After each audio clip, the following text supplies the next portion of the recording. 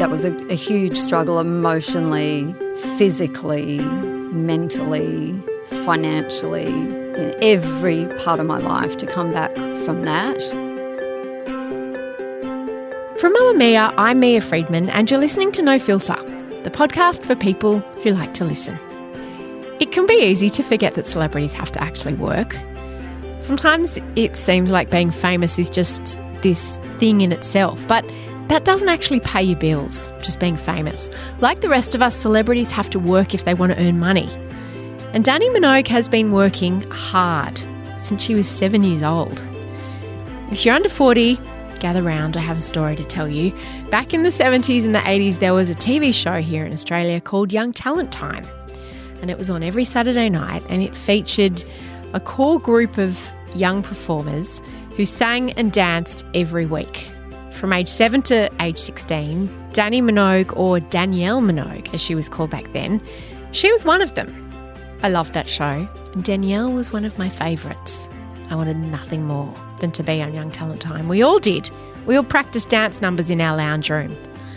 But Dannii was actually on the show until she wasn't. After she left Young Talent Time, she became Dannii with 2 eyes, signed her first record deal at 17 and moved to New York.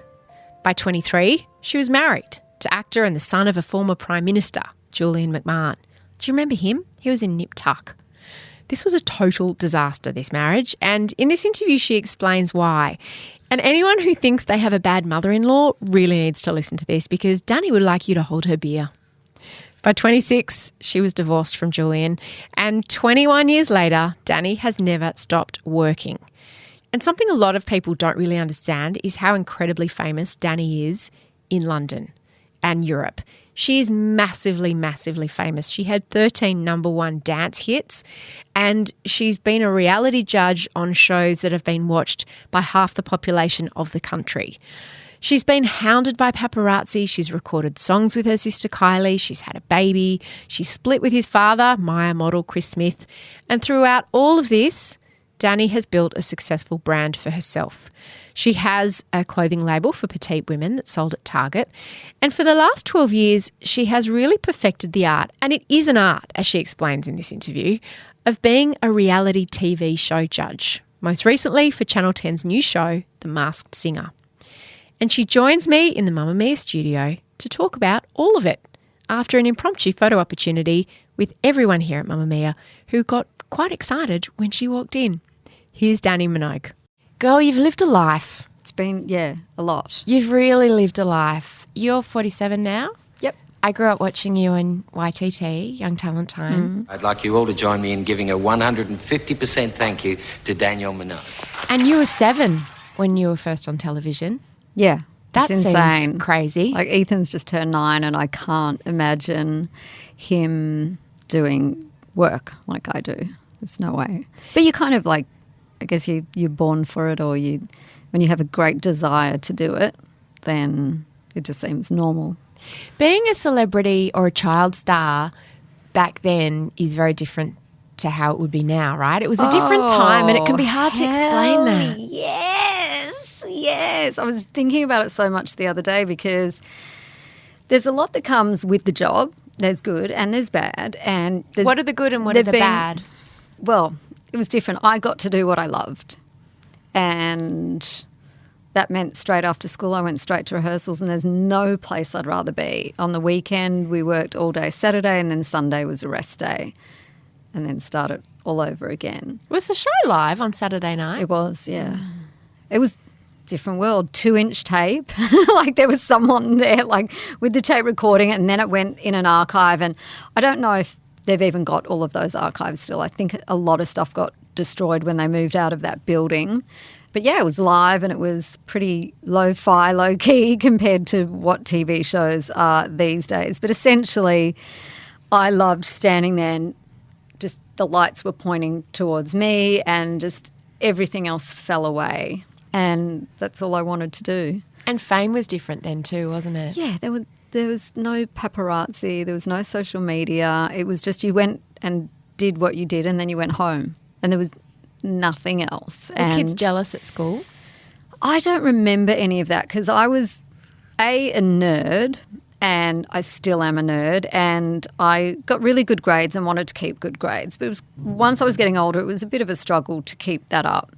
And there were a few things I was not good at, like PE was not my thing. Don't throw a ball at me, don't expect me to throw a ball or catch anything, and it's still the same. So I said, look, why don't you just fail me on PE, and then I can go into the library during that lesson and I can finish my homework. And at lunchtime I'd be in there doing my homework, so it meant that when I went to rehearsals and then finished at 7, 8 at night, I didn't have to start doing homework and kept my grades. So I wasn't really in contact with other kids that much. And I think I befriended a couple of the tough kids at school, and so nobody messed with me. Like when I was walking down the corridor to class or from class, nobody really messed with me. So I never had a bad experience with that, but some of the kids did on the show, particularly the boys. One of the things I thought was, well, you tell me how brutal it was. When you were 16 on Young Talent Time, you had to leave. Mm-hmm. Now, that makes sense. It's a show about young kids performing. Yeah. But how did that feel? Because it's not like you were – it's a weird time to be retired. Yeah, you knew it was coming, and you remember that experience of being the new young kid, so it opens up a spot for a new young kid to come in, and you've kind of nurtured the little ones for a while, but I don't think anyone really had anything to go on to that were in the years that I was in. Tina did go on and do her singing, but I don't think there was an immediate plan from the minute she stopped. It was kind of like, okay, what do I do now? Tiny Tina Arena. And was she in your crew in your years? Yes, I remember watching her on the show. And there was a character called Maxie Mouse. It was kind of looked like Mickey Mouse, and then joining the show. And so she was sort of getting ready to leave, and I was the little one. And what was the feeling among all the kids on the show as someone went? Was it like everyone dreaded being that person, or you were excited for them because they were jumping into basically unemployment? Yeah, yeah. It wasn't like, okay, now they can go, because like, where do you go from Young Talent Time? There was nowhere. I mean, there were a few people that worked on the crew that were in the show years before. Like Greg Mills was our musical director, and I remember watching him on the show. And Deborah Byrne. But yeah, it was just like the end of, and everybody just thought, well, that's my fun and that's my time and nothing's going to happen after this. So it was that sadness, complete and utter sadness, and you see everyone crying when they're leaving the show, and it was really sad. And for the little ones, it was like losing a member of your family, because I spent more time with them than I did my own family. So when someone left, that was really a big part. And these days there would be counselling, and there would be career advice, and there would be all of that. Tutors and and drivers. We had nothing. It was just our family. So if your family were very stable and able to cope with it, that was cool. Some parents didn't understand the pressures that we were under and didn't probably know how to guide the kids through it, and that wasn't the school's job or your teacher's job. So a lot was put on the shoulders of, like, our musical director, our choreographer. There was an amazing team of makeup artists, and, you know, they would be there with cuddles when we would cry and make us feel good and pep us up. And what would make you cry in those times, just being a kid? Or were there disappointments? I don't remember crying much at work, but everyone would have their ups and downs. I do remember one of the most awesome bits was we initially shared a green room with the show Prisoner, was being filmed next door.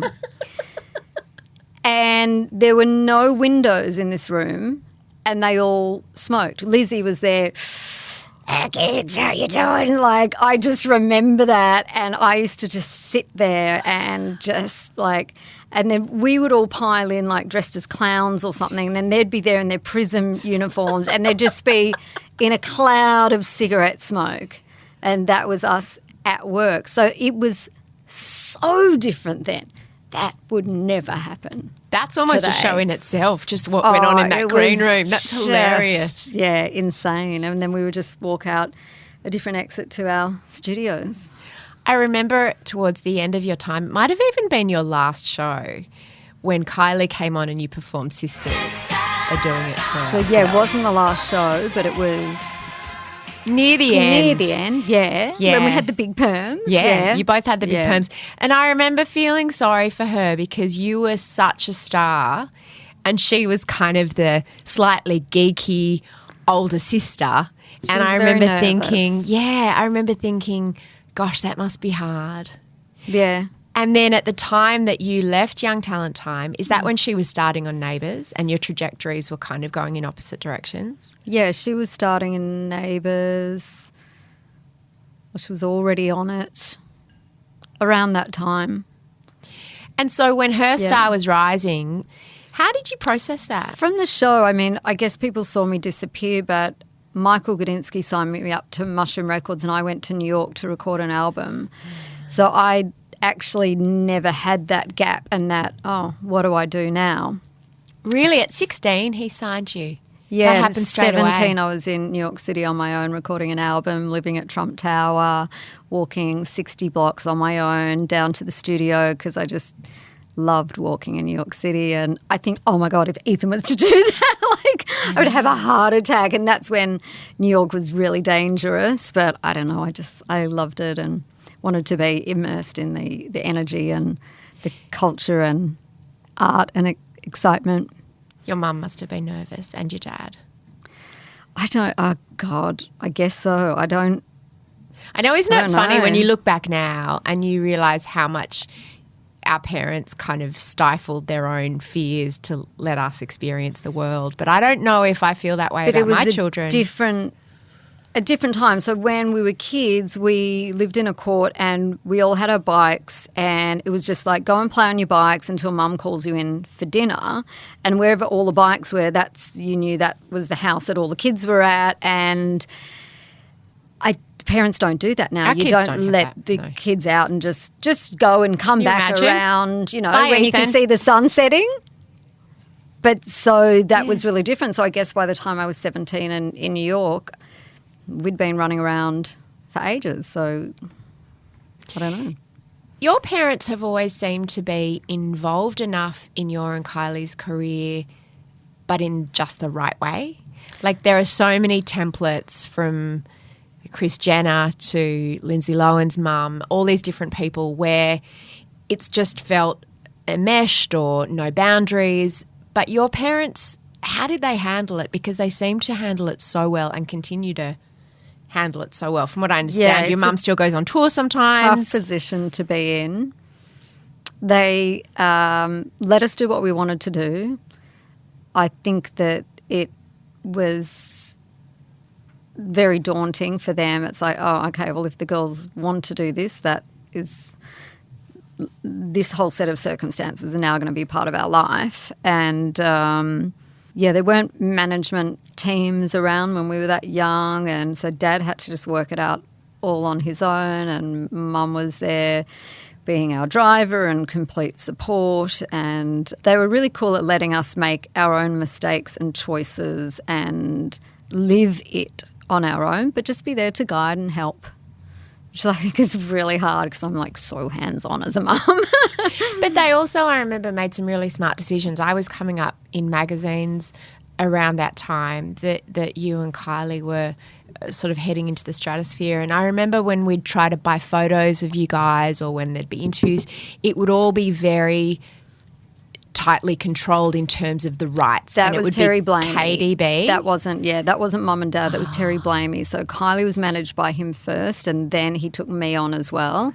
Okay. And he just had a policy that it's very specific what the photos are, who owns them, and It was really smart business. it was great. So you know what's there, and Because with everyone else, it was like the It was Wild just a West. free-for-all, But yeah. you guys were always very much locked down and it was controlled in a way that was really advantageous to you.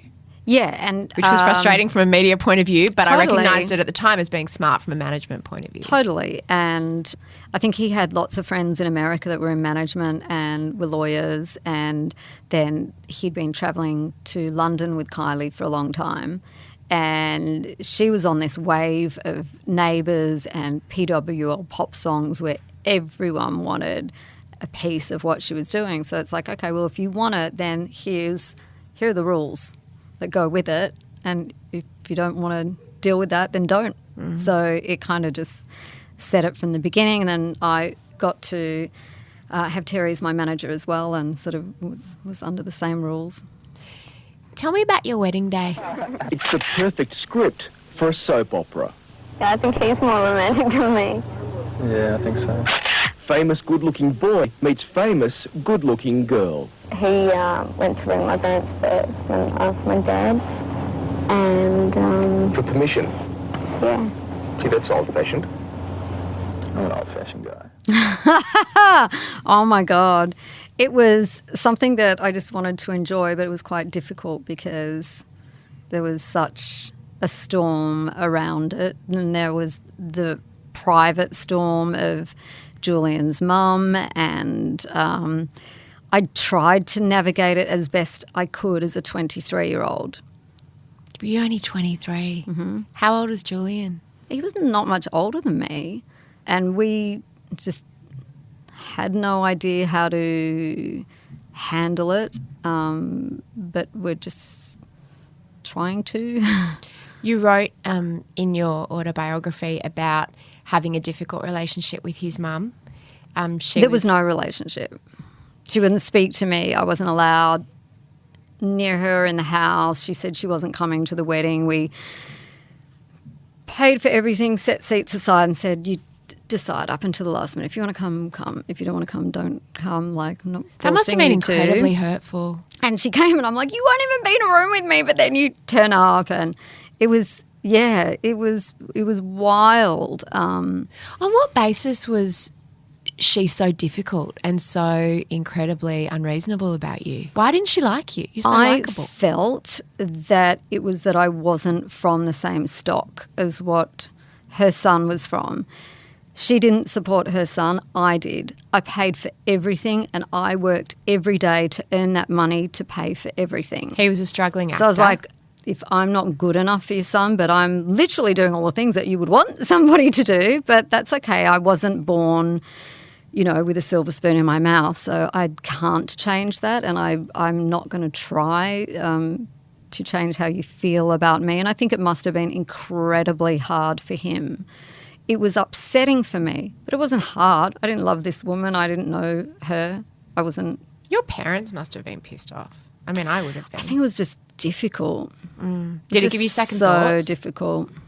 Or you were just crazy in love and you were 23 and what Crazy does a in 23-year-old love, know? wanted to do it, and I was going to go through no matter what. So, and you supported him? Yeah, absolutely. Yeah, so he was living in New York, got a soap opera. He was earning money, but I paid for everything. Did you ever talk about that? For New York, and I was living in London. I was travelling every 2 weeks to New York to see him, and I just not only ran out of money, I was in debt.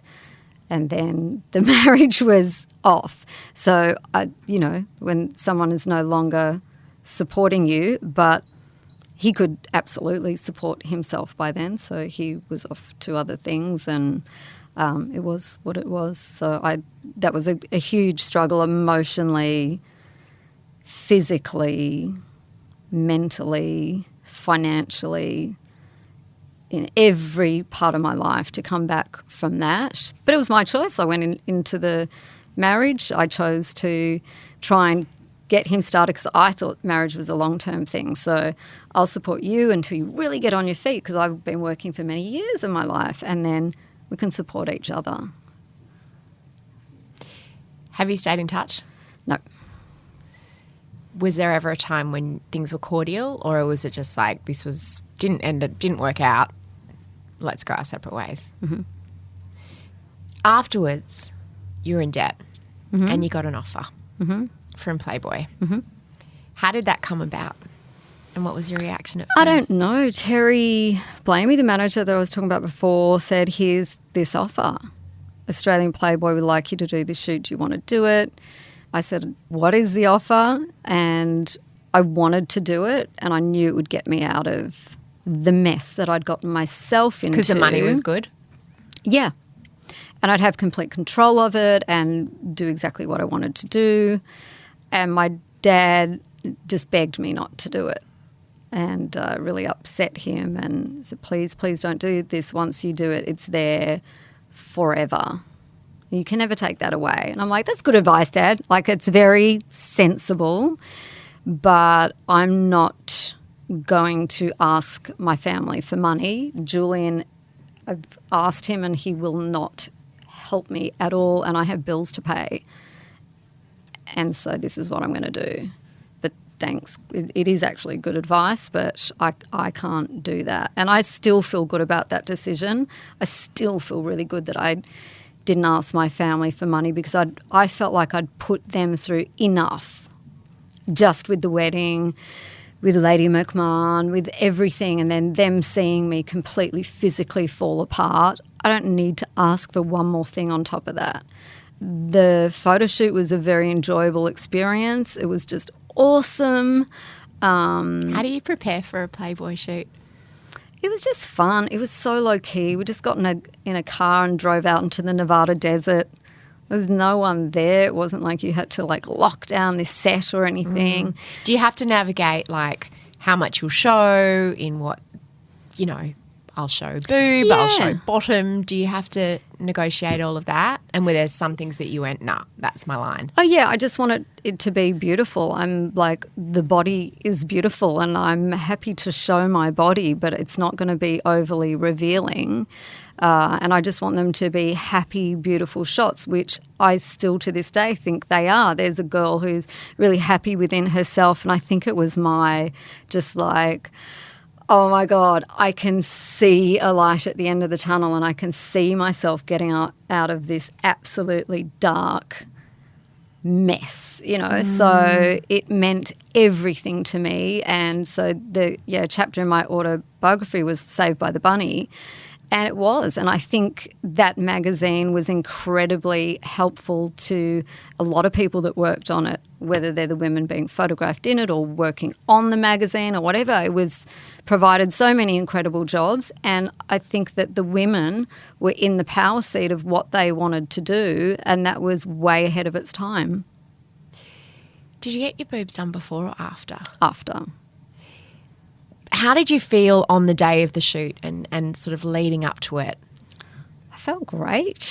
I think particularly after a difficult relationship. Yeah, it was my freedom. It was like that moment in Thelma and Louise when they're in the car and they're like, look at each other and they put their foot down. That was it. Me saying yes was in the car, driving off the edge, putting my foot down, going, absolutely, this is my decision, this is what I want to do, and this is the best thing for me right now.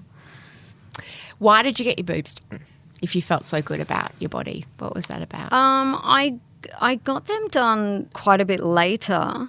I just really wanted to. Were you flat-chested? Yeah. Like what were you, like a B or something?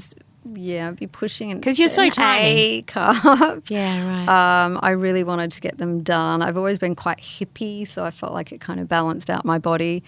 There was also, like, back then you never really had images in women's magazines that showed a variety of different body shapes. That's and true. I think these days there's so much more presented where girls can find someone that they identify with and they feel good about that. And social media is good for that, actually. Yeah. The whole selfie culture. Yeah. Some people say it's vacuous, but the good part is that every woman with a different shaped body has a camera and can put images out of herself. Yeah, it really was sharing that power for women and not being dictated just by the magazines that we were presented with. And, you know, I grew up with, you know, Elle Macpherson was the Dolly girl, and I'm never, ever going to look like that or be like that. It's just the Amazonian, Australian beach girl. Yeah, and then getting to London and it was Kate Moss, and unless you were wafer thin and could wear a slip dress and have your nipples out and be rock and roll and da-da-da, then you were nobody. And I don't know, it was just, I guess, my kind of way of just taking ownership of myself. It was something I wanted to do, and I don't regret it.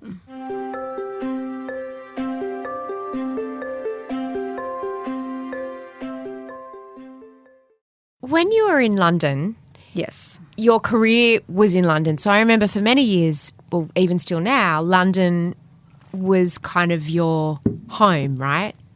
22 years. Yeah. And so my mum's Welsh. I didn't need visas and stuff to stay there. So initially I had a right of abode in my passport, and then they changed the laws where I could keep my Australian passport and get a British one. So I snapped it up straight away because I was working all around Europe, and I had to process a visa for every show I was doing. All my dancers and stuff were British, so they could go anywhere. And it was like to take on a gig, I would have to work out the amount of days it would take me to get a visa if I could say yes or no to the gig. And that's how I earned my money. That was my living, doing live music shows. So it was a pain in the butt. So as soon as I could get a British passport, I did. And I initially left and went there for a 3-week trip with a suitcase. I lived out of a hotel for 2 years until I thought I was going to go mental, and I needed a place where I could unpack the suitcase. And to this day, suitcases bother me. I hate seeing them. I hate seeing tickets for flights around. As soon as I get home, that has got to go away. What because does it I just spent my represent to you?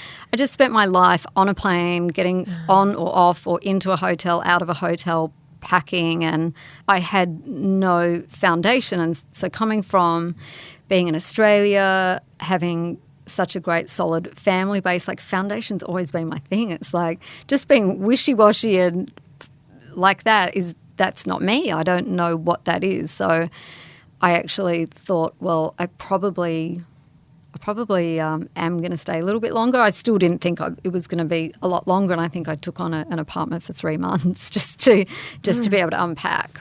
You had 13 number one UK dance hits, right? Yep. Like, you were an absolute powerhouse when you pivoted from, I guess, pop music to dance music. Yeah. And there were years and years that you were absolutely on top of your game. What's that world like? The kind of dance world, performing in clubs? Well, I didn't think that I would be a part of that. I listened to that music a lot, but London's a very different scene, and music is very separated, and the dance scene it's cool, and it doesn't invite in pop singers. So it was a shock to be a part of that. So there's the most influential DJ in the UK is Pete Tong, so he's known as the godfather of dance music, and he had his own label, FFRR, through London Records, which is through Warner's, and he had this track that had been a hit in Ibiza that summer as an instrumental. Like when a track can just take people just as an instrumental, like all summer, and you've got people coming in from every country around the world, it's wow, there's something about that. So he said, I would love you to sing a song on this track. And I was like, me? Like, what? I thought, and it was around the time where they were doing that stuff where people were being punked and stuff. And so I really honestly thought this was like going to end up as some funny video, and I didn't believe it. But this track was incredible, and I ended up doing this song, and it was definitely the hand of God. Like when Pete Tong said, I've asked her to do this record. So it's like you're indoctrinated. Yeah, nobody questioned me being a part of the dance music scene. And then I got in there, and as you do in any profession, you might be given the chance, but then you get there and you work your butt off, because the other people who were in there had worked for that, and they'd, grown up into that scene. I wasn't from that scene, but I have worked so hard in music, and I'm learning a whole new world of people. So I was just prepared to get there and work hard. And what does working hard look like? That was definitely a 7-day-a-week job, because you were either preparing something, releasing something, or on the road promoting it. And sometimes those things were all happening at once. And when that happens and there's gigs to do, you don't know how long they're going to last for, so you do them. But I was so happy to do it. It was just the best fun experience. And when I was doing club gigs, they were really beautiful clubs and beautiful spaces and events and stuff. And I got to take 4 dancers with me, a manager, a tour manager, and a sound guy. So it was a big touring group, and all of us toured together for 5 years. So we're a little family on the road, and it was just awesome. Like, we all still talk now, and we're like, oh, what awesome days those were. We all have kids now, so yeah. I always love the way you talk about your work, because so many people think that if you're famous, you just have all this money, you don't need to work, you're just famous, and somehow that's a means to an end in itself. Yeah. But for you, it's work you enjoy, but that idea of you constantly have to keep things in the pipeline and keep things going. Yeah, you're either working, creating, styling, rehearsing, editing. I like to be across stuff, so I guess I could do less if I wanted to, but I like to be across it and know what's coming in, what's going out. So that tends to make a bigger workload.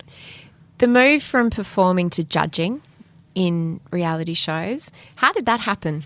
Started with Australia's Got Talent, and looking back on the footage, that was like, we had amazing acts, but the whole show was so lo-fi compared to what the shows are now. How long ago was it? Because it was one of the first sort of celebrity judging shows. 2006. So Australia's Got Talent, it was me, Tom Burlinson and Red Simons were the judges. On the Australian version first. Yes. And then a guy called Rob Clark, who works for Psycho, had come out to Australia to check on that show, and he was whizzing all around the world, and he went back to the UK and took footage of me and said, you got to see Dannii Minogue on this show. She's just so awesome in the judging seat. And then they asked me in 2007 to start X Factor in the UK.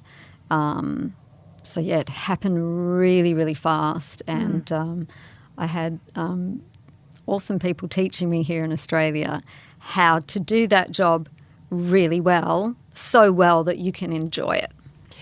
It took people quite a while to work out that those shows are actually about the judges, not really about the contestants in many ways. And well, they don't always produce a mega star that endures.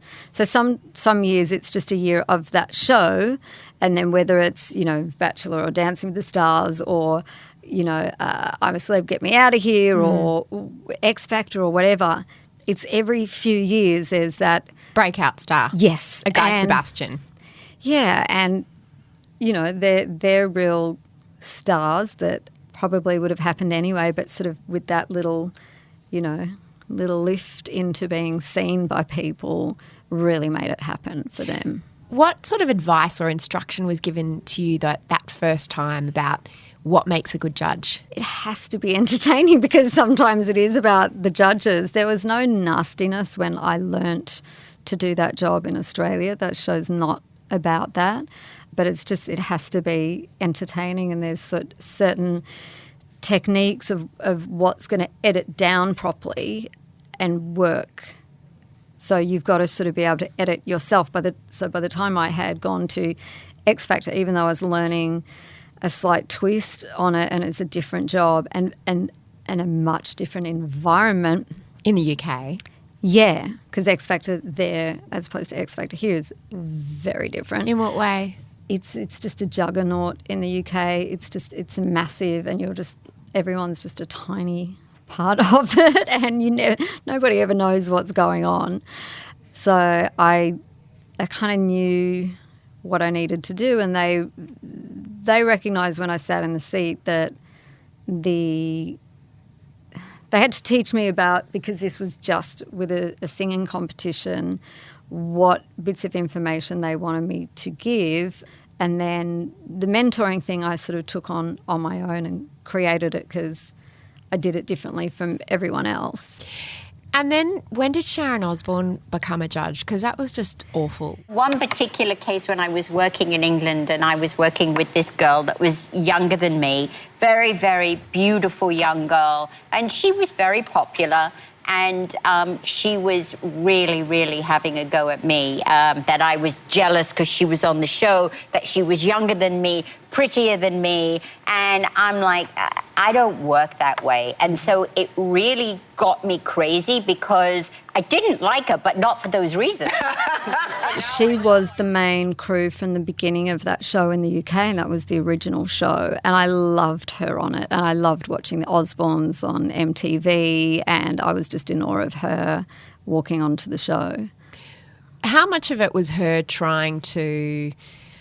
Because, I mean, the storylines around the judges, and there's always a fight, and there's still those on shows now, and I often wonder how much of that's confected, how much of it's real, how much of it is just to create a storyline. We didn't know what journalists were writing, what editors had asked for, what the producers were pumping out or saying. As I say, you just didn't know what was going on. Clearly, she was pretty unhappy, and it seemed that was directed at me. And I had said to them before I started, I'm like, this show is awesome and everyone loves these three judges. It's going to be just so awkward with me sitting there, like nobody needs. Did you come in as the fourth? Yeah. Nobody needs or wants another judge. Like, why would you ask me to do this? And they said, because we, want to change it up, but we want someone there who has performed, so know what it feels like. So you will speak very, very differently to the contestants than they would or did. So I was like, okay, get that. So I kind of knew it was going to be a tricky navigation of settling in, but I thought it would all settle down. And, it would have if Sharon wasn't so upset by things. But I don't know what people were feeding her and putting into her mind or saying about me or making up. I don't, and I'll probably never know. I didn't want her to be unhappy. I was in awe of her. I was like, Sharon Osbourne. Must have been really upsetting. You really wrote upsetting. that you felt like you were being bullied. And yeah, gaslighted. from several directions, because I think it was a whole machine of things working together. Whether they conspired and knew that they were working together, I don't know. How did you get off that show? Could you get off that show? Like a cult. Yes, I almost retired early when I was just under too much pressure, and I thought, I'm unhappy, everyone's unhappy, this is just crap, I just don't want to be here. I'm like, if there's a bad vibe, I want to sort it out with people and move on, and I felt like there's absolutely nothing I can do here to make this any better, so I better just leave now. But then I ended up staying. Things did become easier, but there were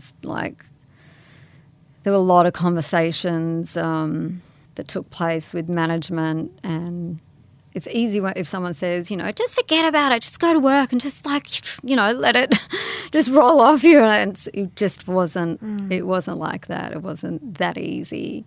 And, I stayed till 2010, and then I left the show. So we had really come to a peak in ratings. So it was almost 20 million people. It was nearly half the country. And I just felt, and I've always gone with gut decisions, I just felt like I don't think this is going to stay here, because I think the show is perhaps heading down a road of not what the audience wants. I'm all about getting out, meeting people, talking, and I just felt like what was being delivered was different than what they wanted, and I didn't want to be a part of that, so I left, good energy. Like, thank you, that was incredible. But I'm done. Yeah, I'm done. I'm ready to move on. So it was like amazing to be part of that peak of the show, and then it was traveling around globally in lots and lots of different countries, and the experience was tough, but they say the things that don't kill you make you stronger, but it did. Like, I mean, it's kind of like They also give you anxiety. nothing compares to that, and I'm kind of equipped for a lot, but I know I don't want to repeat that. I'm very careful to choose my jobs and teams that I work with, because I have not got time for it. Life's too short. That level of fame, when half the country is watching you on television, I can't imagine also the tabloid culture in the UK. It's different. Yeah. Here. Can you explain what it's like to be that famous and to be, I guess, hunted, and how it can become quite surreal? You've had some pretty surreal experiences. Yeah, it's different lifestyle there.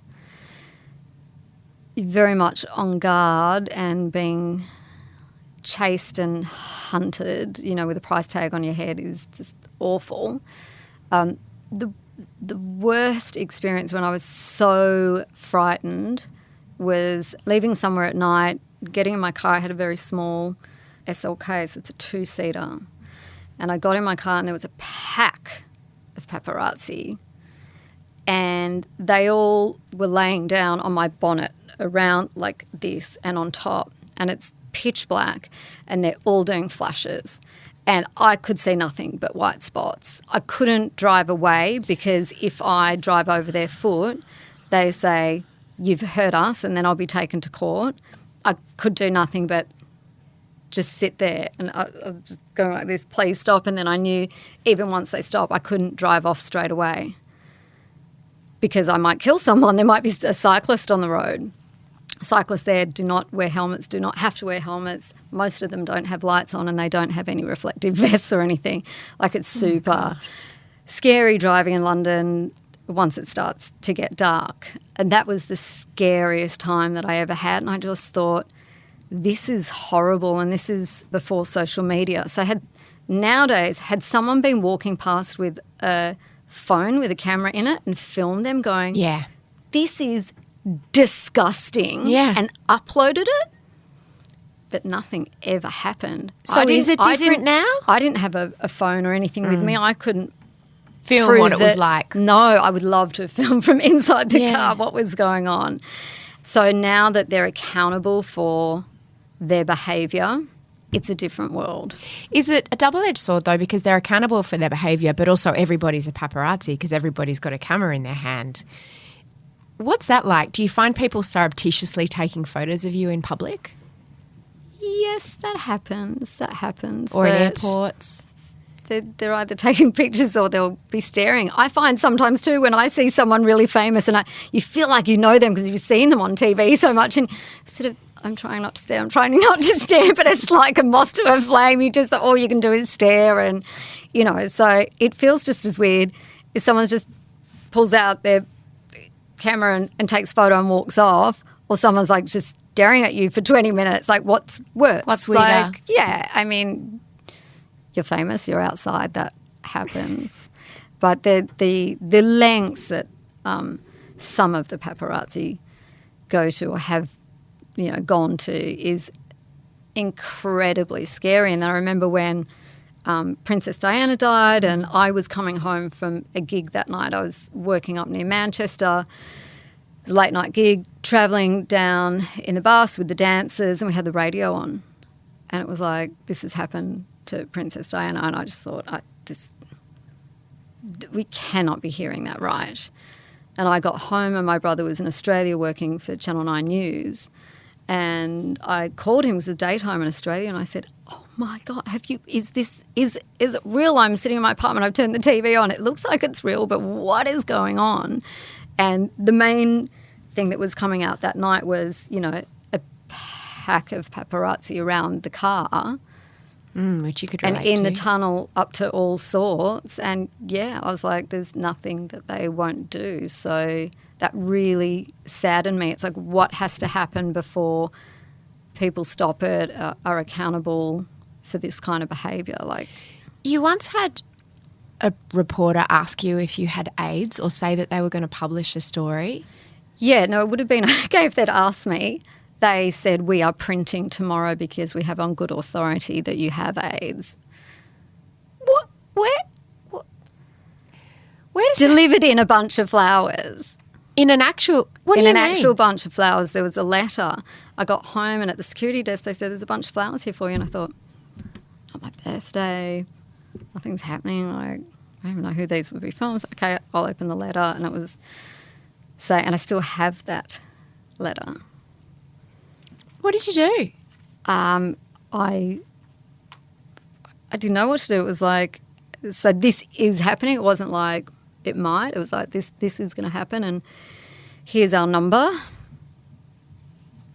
So I called my manager and I just said to her, I don't understand this. Like, how do you want to handle this?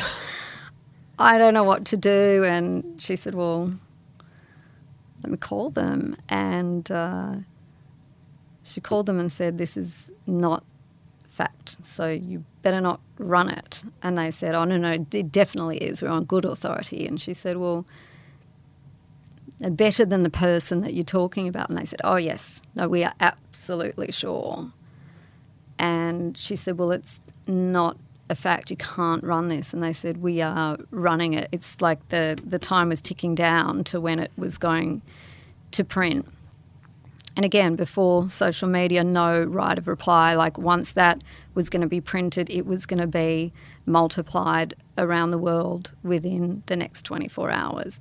And there'd be no way that I could stop it, even if it wasn't true. And so she called me back and she said, they're running it anyway. I said, call them back again. And she called back like 3 times and they're like, no, we know what we're doing. And so I called my doctor, I have an amazing doctor, and I didn't even say what was happening. I just said, you're in the surgery? And he said, yes. And I said, I'm coming now. I'll be there in 15 minutes. Do not leave. I have to see you right now. He said, okay. So I drove there. I don't know how I drove there without having an accident. It's really hard talking about it. So I got there and I explained the situation. I said, there's only one thing that I can think to do, and it's that how quickly could you turn around a blood test? Because then they don't believe me and they're going to run it. Because they're like, well, if you deny it, it must be true. And if you don't deny it, it must be true. It's like you can't. So he said he could turn around a blood test really quickly, which he did, and we had it delivered to the editor's desk and it was just put in front of the editor. And it didn't. It obviously didn't run the next day. Did they ever apologise? But like just sitting there in his GP office. That must have been surreal. It's so hard to take blood from me. Anyway, I have the tiniest veins and it's always just such a palaver. And like just like shaking and crying and hyperventilating, trying to get this blood out. And then I remember my manager calling me back and I was just like, let me know when it hits the desk, let me know. But I still wasn't sure, even though I have the results, that they're going to say, oh, we didn't get it. I wouldn't put anything past them. Yeah. So I was just like, the next day was just absolutely horrific. And within that time, because I didn't know if they were still going to run it, calling my parents saying, there's a little situation happening here, just so that you know, and calling my brother and my sister saying, I don't know what's going to happen. And then, you know, my brother working in news, it's like, God knows what you're going to be, you know, going to arrive at work with tomorrow if they print this. So it was very, very difficult. I'm the most happy person that social media is here and a part of my life and other people's lives. And it's been a positive thing for me. I've made friends through social media. I've connected with so many incredible companies and charities, and it's been nothing but positive. Because it's given you a voice. Yeah, but just beyond that, just like a really positive thing, and it can be. But now, you know, I've noticed a lot of celebrities, when rubbish is written about them, they'll just put out a Facebook update or an Instagram update saying, this is just not true, like ignore it, it's rubbish. And I mean, that's so different now to how it used to be when you'd have to take legal action, or could you respond to every single lie that was written about you and piece of gossip. And when there was a retraction, it was never written as big or on the same part of the page, which was not fair. It's like, if you're going to go with that, and as an editor and a journalist, you're going to put your name to that, then be prepared to, you know, write in exactly the same space, exactly the same size, that what you wrote was rubbish and you hadn't researched it properly. What surprised you about becoming a mother? I guess there's just so many things that people said that you're like, now I get it. It's just that understanding of you'll never understand the love, and you know, how you're just always thinking about your child and caring for them, and you know, wanting to prepare a good life for them, and the joy that little things that they do bring you. But it's like, someone could say that to you, but until you experience it, it's different. So I think it was just the experience of it. I loved being pregnant, and you know, just I miss, you know, having Ethan as a little baby. And yeah, it's all the different ages that you miss. As he gets older and he's becoming more aware, I mean, obviously he's always been aware of your fame, and his aunt's famous, and how does that affect him, and how do you explain that to him? I try to, and it's kind of like it's you keep him off social media, slowly becoming clear. Yeah, because I know I don't even have a picture of him in my mind when I'm talking to you. I don't think I've ever seen what he looks like, except maybe when he was a tiny baby. So yeah, I mean, we were really hounded by paparazzi outside our house when he was little, and so there's lots of photos from that time. But yeah, I've tried to keep him out of that and away.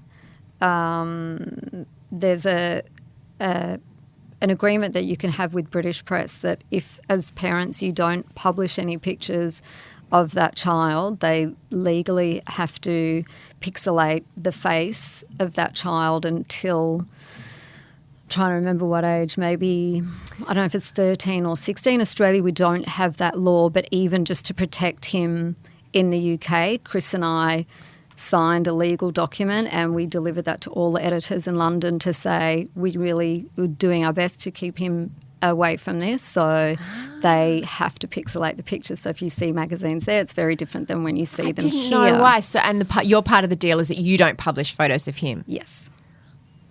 So he says to me, he's like, oh, my friends are uploading something on YouTube, and their mummies put pictures of them on Instagram. Why don't you put pictures of me up? So I explained that if I do it, because my job is different from the mums that he's talking about that are uploading pictures, if I do it, it creates an industry and a job where I said, you know, the scary guys who chase us when we leave the front door, that they're there every day and there's more of them all the time. So just by not doing that keeps that at bay, because there's less of a price tag on a pixelated picture of a child than there is a regular photo. So I mean, it would be brilliant if there was a bit more child protection in Australia. It sure would. Yeah. It's so interesting. Hey, listen, I know you've got to go, but I also wanted to congratulate you on your petites range for Target. Thank you. This is not SponCon, but it's great. It's such a, and from what I understand from speaking to the people at Target, you are very involved. It's not a vanity line. It's not just your name. You are all over it, from the size of the coat hangers being given for free to the customers, because they're the right size coat hangers. And you can't buy them anywhere. Yeah, so I'm like, what's the point of buying a coat if you get it home, you can't hang it up? All of it. So, it's a fantastic range. Congratulations. Thank you. 5 years with Target. They've been incredible at allowing that collaborative process, and everything that I learned that I'm using there, I learned at Kmart when I had my first range when I was like 17 years old. And it's funny, you know, Kmart and Target are under the same umbrella, but you know, if you want to be an actor and you go into a soap opera like Neighbours or Home and Away, the best training, like being a part of that company, has just been incredible. Thank you. Thanks a lot. So good to talk to you. If you want to see more from Dannii, you can catch her on Channel 10's new show, The Masked Singer. And if you are a petite person, go and look at her Target range. Dannii is really adamant about explaining what a petite person is. It doesn't just mean a skinny person. She said people who are petite, it's not actually about what size you are, it's about the dimensions of your body. So she said, petite people have a smaller measurement from shoulder to shoulder and smaller proportions from shoulder to waist. They've got smaller legs, they've got smaller feet. And so it's not just a clothing range for skinny women, it's a clothing range for small people, petite people. And it's really good. I've got a couple of petite things from Target, from Dannii's range. And every time I meet with the people at Target, which I do from time to time, they always unprompted talk about how brilliant she is to work with and how involved she is. So, there are all these kind of vanity clothing brands where the celebrity just flops their name out and licenses it. Dannii can speak so knowledgeably about everything that goes into her range and even down to the coat hangers. She knows all of it. Anyway, what else was I going to tell you? If you're after something else to listen to and you're wanting a little stroll down memory lane with Young Talent Time, why not try my interview with fellow Young Talent Timer Tina Arena, Tiny Tina, she used to be called, on Young Talent Time. Do you remember the Johnny Young song? Close your eyes and I'll miss you. Tomorrow I'll kiss you. Is anyone still listening? You can just follow the show notes if you want to listen to my interview with Tina Arena. No Filter is produced by Eliza Ratliff. I'm Mia Friedman, and I'm sorry for the singing. I know there'll be complaints. You can find me on @Mia Friedman on Instagram, and I will see you on Mamma Mia.